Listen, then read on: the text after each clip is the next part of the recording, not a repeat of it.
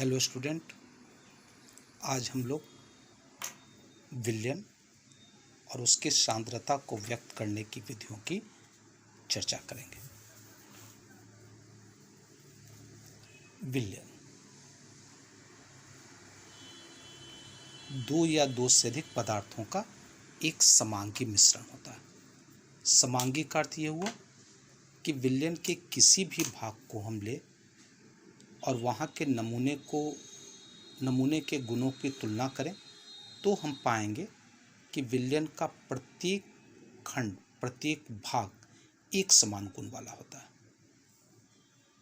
यही समांगी मिश्रण को प्रदर्शित करता है। यह मिश्रण इसलिए है क्योंकि इसमें घुल्य और घोलक दोनों की मात्रा का अनुपात निश्चित नहीं होता। प्रत्येक विलयन की रचना दो प्रकार के पदार्थ से होती है। पहला पदार्थ कहलाता है आपका घुल्य।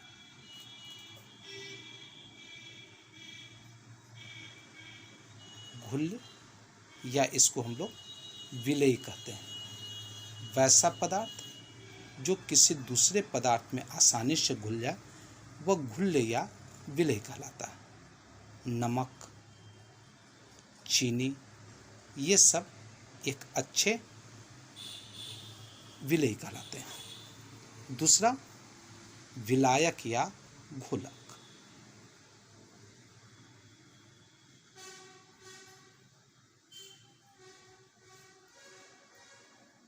वैसा पदार्थ जिसमें किसी दूसरे पदार्थ को घोलने की शक्ति पाई जाए वह विलायक या घोलक कहलाता है।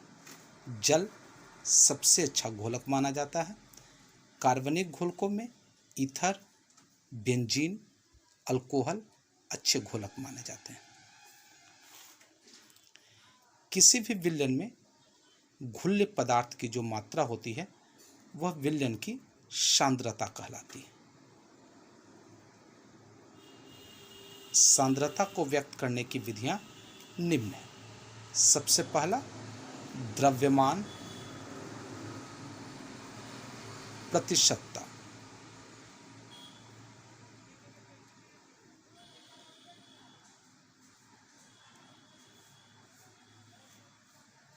जब किसी भी विलयन में उपस्थित घुल्य पदार्थ की मात्रा को प्रतिशत में व्यक्त किया जाए तो वही द्रव्यमान प्रतिशतता कहलाता है। द्रव्यमान प्रतिशतता ज्ञात करने के लिए हम लोग निम्न सूत्र का उपयोग करते हैं।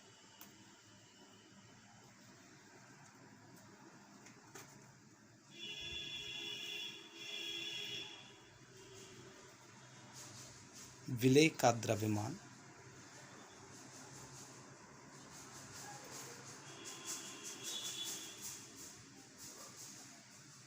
बटे विलयन का द्रव्यमान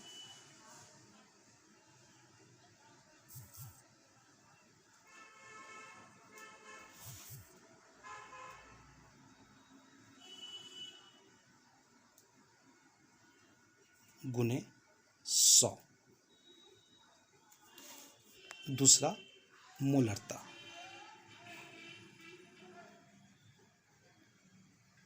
किसी विलयन के 1 लीटर में उपस्थित घुल्य के मोलों की संख्या को मोलरता कहते हैं। मोलरता को कैपिटल एम संकेत द्वारा सूचित किया जाता है और मोलरता को ज्ञात करने के लिए हम निम्न सूत्र का प्रयोग करते हैं। मोलरता, इसे कैपिटल एम संकेत से सूचित कीजिएगा, बराबर घुल्य की मात्रा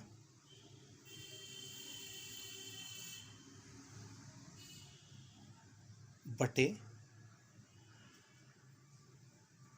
विलयन की मात्रा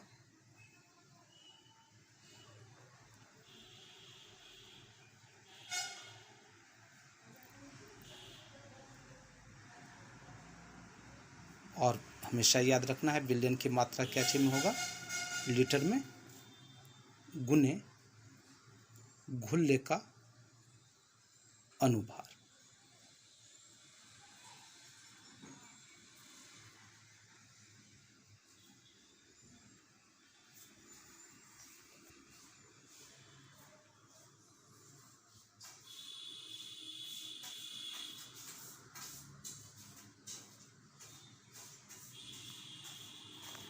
तीसरा, मूललता।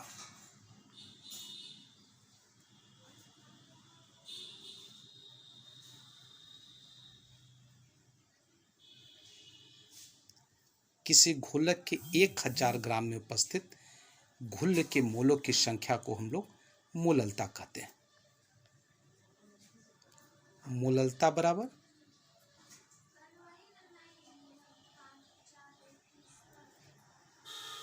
इसे स्मॉल m संकेत से सूचित किया जाता है। मूललता बराबर आप लिखिएगा घुल्ल की मात्रा बटे घोलक की मात्रा, घोलक की मात्रा गुने घुल्ल का अनुभार। और यहाँ आपको क्या करना है, बीच में 1000 से गुना करना है।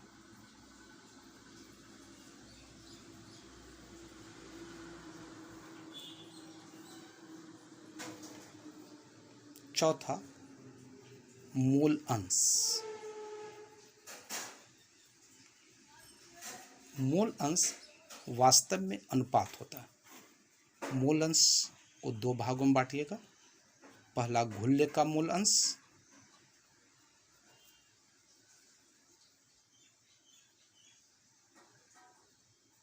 घुल्ले का मूल अंश बराबर हो जाएगा स्मॉल n बटे small n plus capital N। और घोलक का मूल अंश बराबर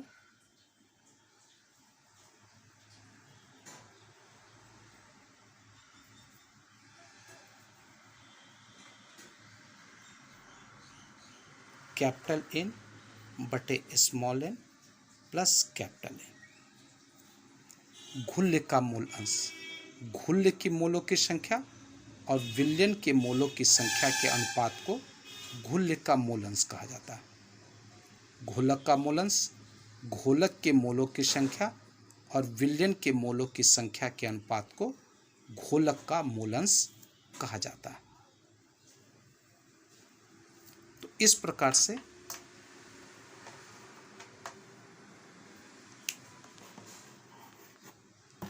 एक बार फिर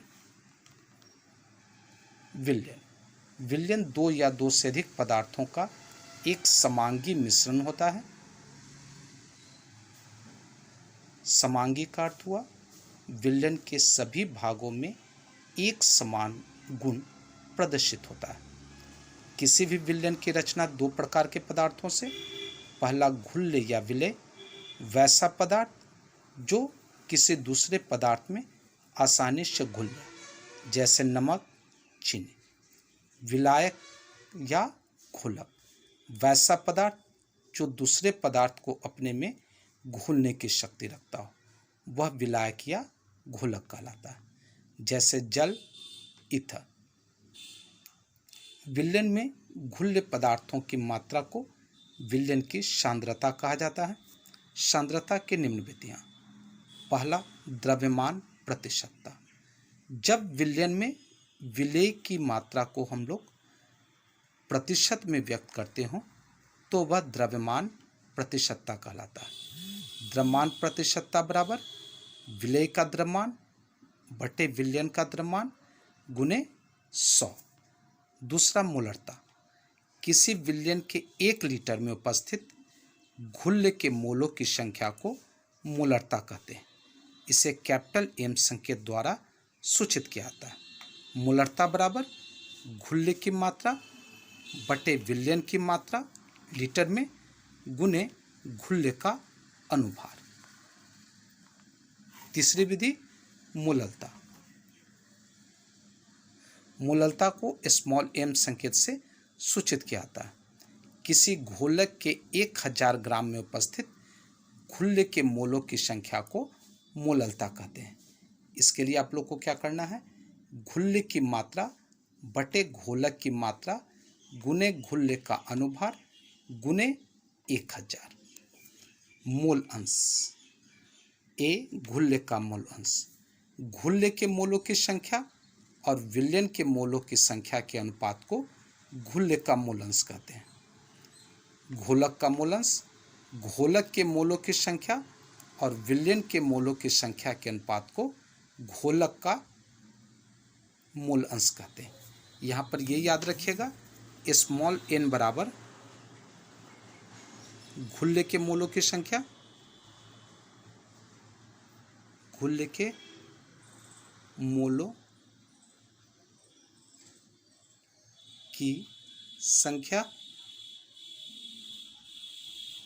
कैपिटल N बराबर घोलक के मोलों की संख्या।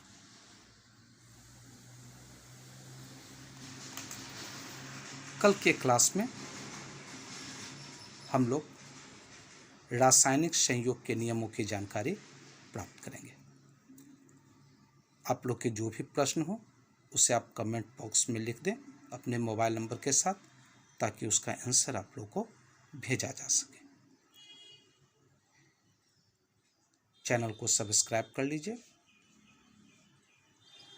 ताकि मेरे वीडियोस की जानकारी आप लोग को मिलती रहे। धन्यवाद।